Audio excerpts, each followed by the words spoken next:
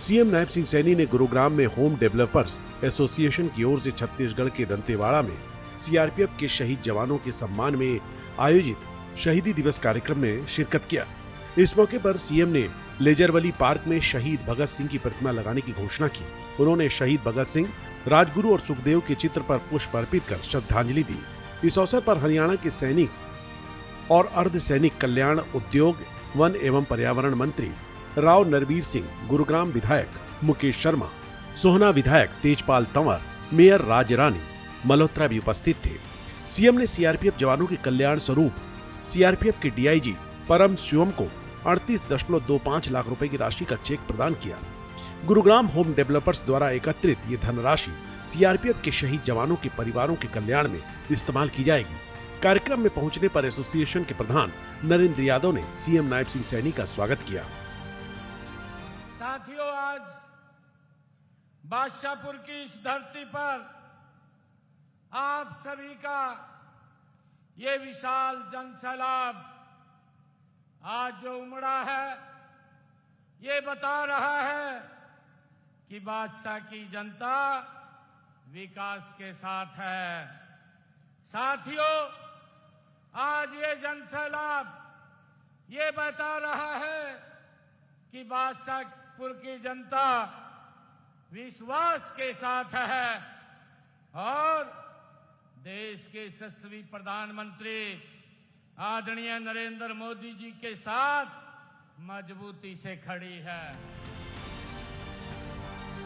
CM Nayab Singh Saini ने छत्तीसगढ़ के दंतेवाड़ा में शहीद हुए जवानों को श्रद्धांजलि अर्पित करते हुए कहा कि सच्चा देशभक्त वही है जो राष्ट्र के लिए सर्वस्व न्यौछावर कर दे। उन्होंने संगठन की सेवा के दौरान छत्तीसगढ़ से जुड़े अपने अनुभव साझा करते हुए बताया कि वे दंतेवाड़ा की सामाजिक और भौगोलिक परिस्थितियों से वाकिफ हैं। प्रधानमंत्री नरेंद्र मोदी ने संकल्प लिया है कि वहां से आतंकवाद जड़ से खत्म करेंगे। उन्होंने आश्वस्त किया कि राज्य सरकार शहीदों के परिवारों के साथ मजबूती से खड़ी है और उनके बच्चों की शिक्षा, सुरक्षा और सम्मान सरकार की सर्वोच्च प्राथमिकता है। सीएम सैनी ने कहा कि राष्ट्र प्रथम का मंत्र आज देश की दिशा तय कर रहा है। प्रधानमंत्री नरेंद्र मोदी के नेतृत्व में पिछले 11 वर्षों में भारत अपनी सीमाओं की रक्षा के साथ साथ आंतरिक सुरक्षा के क्षेत्र में भी मजबूत हुआ है। सुरक्षा बलों के मनोबल को बढ़ाने के लिए केंद्र और राज्य सरकार की तरफ से कई योजनाएं संचालित की जा रही हैं, जिनका सैनिकों को पूरा लाभ मिल रहा है। साथियों, जब से देश के यशस्वी प्रधानमंत्री नरेंद्र मोदी जी ने विकसित भारत 2047 का विजन ये देश के सामने रखा है, तो वह संकल्प ये नरेंद्र मोदी जी का नहीं, ये देश के 140 करोड़ लोगों का, देशवासियों की आकांक्षाओं का आदरणीय प्रधानमंत्री जी ने ये संकल्प लिया है। साथियों, उस संकल्प को साकार करने के लिए हरियाणा आज अग्रणी भूमिका निभा रहा है। सीएम सैनी ने कहा कि यह कार्यक्रम उन वीरांगनाओं को समर्पित है जिन्होंने अपने जीवन का सबसे बड़ा सहारा खो दिया, लेकिन फिर भी साहस के साथ आगे बढ़ रही हैं। शहीदों का बलिदान हमें सिखाता है कि जीवन का सर्वोच्च मकसद ही राष्ट्र सेवा है। उन्होंने कहा कि देश की सुरक्षा केवल सैनिकों की जिम्मेदारी नहीं, बल्कि 140 करोड़ भारतीयों का साझा दायित्व है।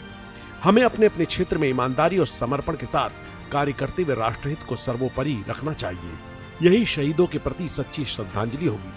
सीएम सैनी ने हरियाणा को वीरों की भूमि बताते हुए कहा कि प्रदेश का हर घर देशभक्ति की भावना से ओतप्रोत है और देश की सेनाओं में हर 10वां जवान हरियाणा से है। आज भी अनगिनत युवा सैनिक और अर्धसैनिक बलों में सेवाएं दे रहे हैं। सीएम नायब सिंह सैनी ने कहा कि सरकार ने प्रदेश में भूतपूर्व सैनिक और केंद्रीय सशस्त्र पुलिस बल के कल्याण के लिए सैनिक और अर्धसैनिक कल्याण विभाग का गठन किया है। उन्होंने कहा कि पिछले 11 वर्षों में मौजूदा सरकार ने शहीदों के परिवारों को अनुकंपा के आधार पर हर आश्रित को सरकारी नौकरी देने का काम किया है। अब तक 418 आश्रितों को अनुकंपा के आधार पर नौकरी दी जा चुकी है। वहीं युद्ध और आईईडी ब्लास्ट के दौरान शहीद हुए सेना और केंद्रीय सशस्त्र पुलिस बलों के जवानों की अनुग्रह राशि 50 लाख रुपए से बढ़ाकर 1 करोड़ रुपए की गई है। दूसरे विश्व युद्ध के भूतपूर्व सैनिकों और विधवाओं को 10,000 रुपए मासिक की आर्थिक सहायता दी जा रही है। युद्ध, आतंकवाद और अन्य घटना के दौरान घायल हुए सैनिक कर्मियों और केंद्रीय सशस्त्र पुलिस बल के जवानों के लिए अनुग्रह अनुदान दिव्यांगता के आधार पर क्रमशः 35 लाख रुपए, 25 लाख रुपए और 15 लाख रुपए किया गया है। कार्यक्रम के अंत में गुरुग्राम के विधायक मुकेश शर्मा ने सीएम नायब सिंह सैनी और अन्य मेहमानों का आभार व्यक्त किया।